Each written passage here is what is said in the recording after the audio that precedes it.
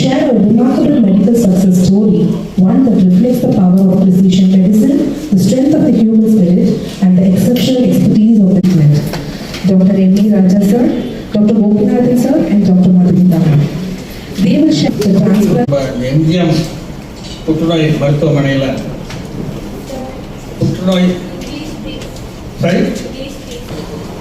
MGM புற்றுநோய் மருத்துவமனையில் புற்றுநோயாளிகளுக்கு எந்தெந்த வகையான மருத்துவ சிகிச்சை தேவைப்படுகிறதோ, அது அறுவை சிகிச்சையாக இருக்கலாம், மருத்துவ சிகிச்சையாக இருக்கலாம், கதிர்வீச்சு சிகிச்சையாக இருக்கலாம், இது போன்ற பலவிதமான சிகிச்சைகள் எல்லாம் ஒரே இடத்தில் அளிக்க வேண்டும் என்பதுதான் எங்களுடைய எண்ணம். அதே போல் நாங்கள் செயல்பட்டு வருகிறோம் கடந்த 2 வருடங்களாக. அதில் இன்று நாம் குறிப்பிட்டு பேசக்கூடிய விஷயம் இந்த எலும்பு மஜ்ஜை மாற்றுதல், அந்த ஒரு வகையான சிகிச்சை பற்றி தான். அதில் ஒரு குறிப்பிட்ட ஒரு நோய்க்கு அது எப்படி நாங்கள் பயன்படுத்தணுன்றதை பற்றி தான் இன்றைய பேச்சுடைய இது. எலும்பு மஜ்ஜைன்றது நம்ம புரிஞ்சிக்க வேண்டியது அது ஒரு தனி உறுப்பு. எலும்புக்குள்ளே இருக்கே தவிர அது எலும்புடைய பகுதி அல்ல. எலும்புடைய உள்பகுதியில் இருக்கிற உறுப்பு. இந்த உறுப்பில் தான் நம்ம ரத்தத்தில் உள்ள எல்லா அணுக்களும், அதாவது நமக்கு தெரிந்த அந்த வெள்ளை அணுக்கள், சிகப்பு அணுக்கள், இது எல்லாமே நம்ம தடுப்பு சக்தி சார்ந்த பல அணுக்கள் அங்கே தான் உருவாகுது. அங்கே உருவாகி அந்த ரத்த ஓட்டத்தில் வருது, வேறு உறுப்புகளுக்கு செல்கிறது. அதனால தான் நம்ம ஆரோக்கியமாக வாழ முடியும். ஆனால் அதே மஜ்ஜையில் பலவிதமான நோய்கள் வரலாம். புற்றுநோயாக இருக்கலாம், புற்றுநோய் அல்லாமலும் இருக்கலாம். மஜ்ஜை சார்ந்த புற்றுநோய் தான் நம்ம பொதுமக்கள் ரத்த புற்றுநோய் இருக்கிறது. இந்த ரத்தம் சார்ந்த நான் ஏற்கனவே சொன்ன மாதிரி பெரும்பாலும் இந்த வெள்ளை அணுக்கள் சார்ந்த புற்றுநோய் தான் நம்ம பார்க்க முடியும். மற்ற புற்றுநோய்கள் அபூர்வமாகத்தான் இருக்கும்.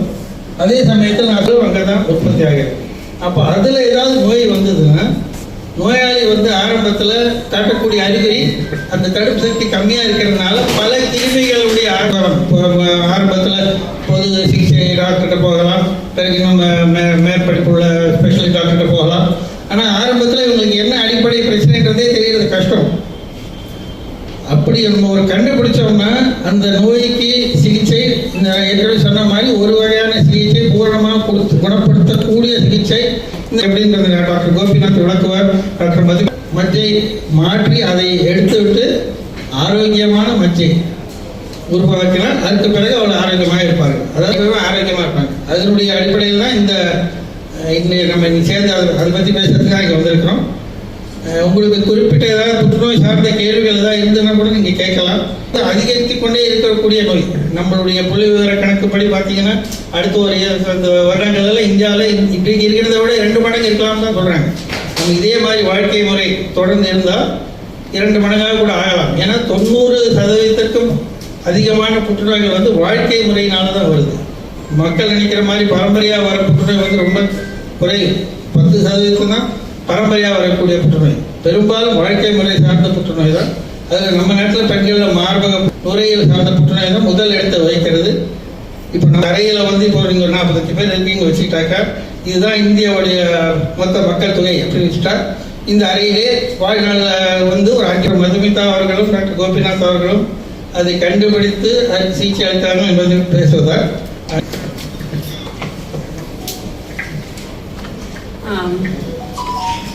வணக்கம், என் பேர் டாக்டர் மதுமிதா. நான் இன்ஃபெக்ஷஸ் டிசீஸ் ஸ்பெஷலிஸ்டாக இருக்கேன். இந்த பேஷண்ட் என்னை ஒரு 2 வருஷத்துக்கு முன்னாடி என் கிளினிக்கில் பார்த்தாங்க. அவங்களுக்கு என்ன ப்ராப்ளம்னா திருப்பியும் ஃபீவர் வரும். நீங்கள் டிவின்னு கேள்விப்பட்டிருப்பீங்க, பட் டிபி இல்லை. டிபி மாதிரி வேற ஒரு நோய், நான் டியூபர்குலஸ் மைக்கோபாக்டீரியா அப்படின்னு சொல்கிற ஒரு இன்ஃபெக்ஷன். அது ரிப்பீட்டடாக அவங்களுக்கு வந்துட்டே இருந்தது. பல வருஷம், நிறைய முறை 6 மாதம், 9 மாதம், 1 வருஷம் அந்த மாதிரி அவங்க ட்ரீட்மெண்ட் பண்ணிகிட்டே வந்திருந்தாங்க. பட் திருப்பியும் ஃபீவர் வரும், ட்ரீட்மெண்ட் எடுப்பாங்க, இம்ப்ரூவ் ஆகும். அப்புறம் ஒரு கொஞ்சம் வருஷம் ஒன்றும் இருக்காது, திருப்பியும் அகெயின் சிமிலர் சிம்டம்ஸ் வந்துட்டு இருந்தது. ஸோ அந்த டைமில் என்ன ஒரு முறை பார்த்தாங்க. தொடர்ந்து அவங்களுக்கு ஃபீவர் எடுத்துகிட்டே இருந்தது. இது ஏன் வருது? இது நார்மல், நம்ம ஹெல்த்தியாக இருந்தோம்னா நம்மளுக்கு டிபி திருப்பியும் வரக்கூடாது. ஸோ ஏன் இவங்களுக்கு திருப்பியும் இந்த இன்ஃபெக்ஷன் வருது? வேற ஏதாவது எதிர்ப்பு சக்தியில் கம்மியாக இருக்கா? அந்த மாதிரி டெஸ்ட் பண்ண தொடங்குச்சு. ஜீன் டெஸ்டிங் பண்ணணும். ஏன்னா வந்து தெரியல என்ன ப்ராப்ளம் இருக்கு அப்படின்ட்டு. ஸோ அந்த டைம்ல வந்து ஒரு ஜீன் டெஸ்டிங் பண்ணச்சு அதை டயக்னோஸ் பண்ணும் GATA2 டெஃபிஷியன்சின்ட்டு. அப்பதான் வந்து அவங்கள வந்து நான் டாக்டர் கோபிநாத்துக்கு ரெஃபர் பண்ணேன். I think subsequently Dr. Gopinath has done everything else, so probably he'll take over. Vanakkam. So now I can talk both in English as well as deficiency in the, it's a rare primary immunodeficiency. Primary immunodeficiency na முதன்மை எதிர்ப்பு சக்தி குறைபாடுன்னு வந்து primary immunodeficiency சொல்லுவோம். பேசிக்கலா அவங்களுக்கு வந்து உடம்புல ஒரு சில இன்ஃபெக்ஷன்ஸ் அவங்களால ஃபைட் பண்ணி கில் பண்ணவே முடியாது. இப்போ யூஸ்வலாக ஒரு டிபிக்குன்னு ஒரு டாக்டர் கிட்ட போகிறோம் அப்படின்னா டிபி மாத்திரை 6 மாதம் எடுத்தாங்கன்னா அவங்களுக்கு க்யூர் ஆகிடும். அதுக்கப்புறம் டிபி க்யூர்டுன்னு சொல்லி லேபிள் பண்ணுவோம். Then they will not usually come to follow. But இவங்களுக்கு பார்த்தீங்கன்னா அவங்களோட செகண்ட் டிகேட் ஆஃப் லைஃப், அதாவது from 17 years 18 years of age, அந்த ஏஜ்ல இருந்து ஆல்மோஸ்ட் இன் தேர்ட் டிகேட்லையுமே ரிப்பீட்டடாக டிபி இன்ஃபெக்ஷன்ஸ் வந்துட்டே இருந்தது. So that means we understand the body is not able to handle this particular tubercular bacteria, which is in fact, to be more specific, non-tubercular mycobacteria. So இதுக்கு எல்லாம் காரணம்னு பார்த்தீங்கன்னா GATA2 வந்து நம்ம இங்கிலீஷ்ல வந்து டிரான்ஸ்கிரிப்ஷன் ஃபேக்டர் அப்படின்னு சொல்லுவோம். டிரான்ஸ்கிரிப்ஷன் ஃபேக்டர்னா உடம்புல ரத்த செல்கள் உற்பத்தி ஆகக்கூடியதற்கு ஒரு விதமான இம்பார்ட்டன்ட் மூலக்கூறு. One of the important chemical substance needed for maturation of your white blood cells. ரிப்பீட்டடாக இன்ஃபெக்ஷன் வந்துட்டு வந்தது. ப்ளஸ் இப்போ இதோட நீங்கள் இந்த டிசீஸ் இதுக்கப்புறம் மேற்கொண்டு என்னன்னா இந்த டெஃபிஷியன்சி இருந்தால் வேற என்னென்னலாம் வரலாம். ரத்த புற்றுநோயாக மாறுவதற்கு வாய்ப்பு உண்டு. ஃபர்ஸ்ட் பிரைமரி immunodeficiency வந்து they can have something called as myelodysplastic syndrome and acute myeloid leukemia. So அதுதான் வந்து நேச்சுரல் ப்ரோக்ரஷன் ஆஃப் டிசீஸ். அதுதான் from a primary immunodeficient state to an autoimmunity it can progress to myelodysplastic syndrome and AML. So ultimately we saw her at a point where she was standing in between a primary immunodeficient autoimmune state and myelodysplastic syndrome. So ultimately அப்ப எங்களுக்கு immediate need என்ன இருந்தது, we have to prevent her from going towards acute myeloid leukemia. And already just we were the point of fire வைக்கிற மாதிரி, it is already terrible.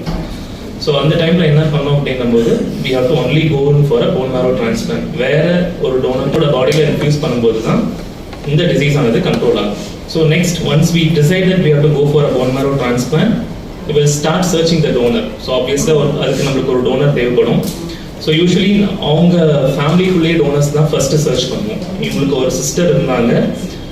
But the beauty என்னன்னு பார்த்தீங்கன்னா அவங்க sister also had tuberculosis. So she becomes an unhealthy donor. And our father was no more at that point of time. She had a small kid. Okay, kidோட weight பார்த்தீங்கன்னா ரொம்ப கம்மியாக இருக்கும். So kid you cannot take it as a donor. You can't take husband as a donor. Father is already not there in the option. The only donor left was her mother. இதெல்லாம் நம்ம தமிழ்நாட்டிலே வந்து stem cell registries இருக்கு, நம்ம இருக்காங்களா. ஆனால் அதுலேயும் பார்த்தீங்கன்னா இவங்களுக்கு we didn't have a match. So we are only left with a mother as a donor. அதில் என்னன்னா her mother usually will be only half matched. Full matched-ஆக கிடைக்க மாட்டோம். மதுமிதாவும் ஃபர்ஸ்ட் டைம்ல பார்க்கும்போது we gave 3 months of TB treatment to her. But after 3 months also we found that the clinical condition wasn't improving much. So on the time we were in a situation to take her with an active infection to transplant. அதே simultaneous timeல TB மட்டும் இல்லாம அவங்களோட lungs இந்த here with us today. Her story is one of resilience and quiet courage, and her presence here is a living. எல்லாருக்கும் வணக்கம். என்னோட name Janani. as well Indian Railway staff, even Indian volleyball player, ஒரு 13 nationals ஆடி இருக்கேன். So first thing நான் என்ன சொல்லணும்னு நினச்சேன் அப்படின்னா, லைக் லைஃப் வந்து லைக் ஏதாச்சும் ஒரு செகண்ட் சான்ஸ் கிடச்சிருமா வாழ்கிறதுக்கு, அதுதான் நான் ரொம்ப எக்ஸ்பெக்ட் பண்ணிக்கிட்டே இருந்தேன். பிகாஸ் இது வந்து ஒரு 13 years ஆஃப் ஸ்ட்ரகிள். இது வந்து it is not a 1 year 2 year, ஒரு 10 மாதத்தில் நான் கண்டுபிடிச்சிட்டேன் அப்படிலாம் இல்லை. 13 years ஆஃப் ஸ்ட்ரகிள். அது வந்து it's come to an end அப்படின்றது தான் வந்து, இதுக்கு மேலே வந்து உங்களை மாதிரி நான் ஹெல்த்தியாக வாழ போகிறேன் அப்படின்றது தான் வந்து இட்ஸ் திங். இது எப்படி ஸ்டார்ட் ஆச்சு அப்படின்னா 2012 first time pulmonary TB, like எனக்கு வந்து லங்கில் டிபி அட்டாக் ஆகுது. டிபி கண்டுபிடிக்கிறாங்க, ஏடிடி கம்ப்ளீட் பண்ணுறேன். Again 1 year I was normal. திரும்ப 2014 அகெயின் வந்து ஒரு ஆப்சஸ் வருது. ஆப்சஸில் வந்து ஒரு திரும்ப டிபி, அதில் பாக்டீரியா இருக்குன்னு சொல்லிட்டு திரும்ப 1 year நான் டேப்லெட் எடுக்கிறேன். ஸோ இப்பயும் நம்ம நார்மல் ஆகிடுவோம், ஓகே ஃபைன், கண்டுபிடிச்சிட்டாங்க இல்லையா அப்படின்னு நினச்சிட்டு நானும் சரி நார்மலாக திரும்ப என்னோட கேம் விளையாட போகிறேன், ஏதோ மேட்சஸ் வருது விளையாடுறேன். நானும் ஆஸ் வெல் ஒரு 7 இயர்ஸ் கேப்டனாக இருந்திருக்கேன் டீமுக்கு. விளையாண்டு முடிச்சுட்டு வரோம், திரும்ப ஃபீவர் ஸ்டார்ட் ஆகுது. பிளட் லெவல்ஸ்லாம் பார்த்தீங்கன்னா நார்மலாகவே இருக்காது. ஒரு டைம் கூட எனக்கு வந்து பிளட் லெவல்ஸ் வந்து நார்மலாக இருந்ததே இல்லை. மியூக்கஸ் வருது, மியூக்கஸ் வர்றதுல அதில் பாக்டீரியா இருக்குது, அதுவும் டிபியோட பாக்டீரியா தான். திரும்ப கண்டினியூ பண்ணுறேன். சரி கிவ் அப் பண்ணவே இல்லை எந்த டைம். ஓகே கண்டினியூ பண்ணுவோம்.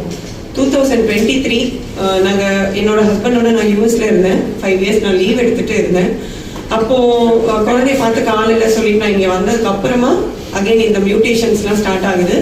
ஃபர்ஸ்ட் டைம் 2023ல ஸ்டார்ட் ஆன மியூட்டேஷன் என்னன்னா ஃபீவர் ஸ்டார்ட் ஆகுது. 11 months கண்டினியூஸாக ஃபீவர். ஏன் வந்துச்சு எதுக்கு வந்துச்சுன்னு யாராலையுமே கண்டுபிடிக்க முடியல.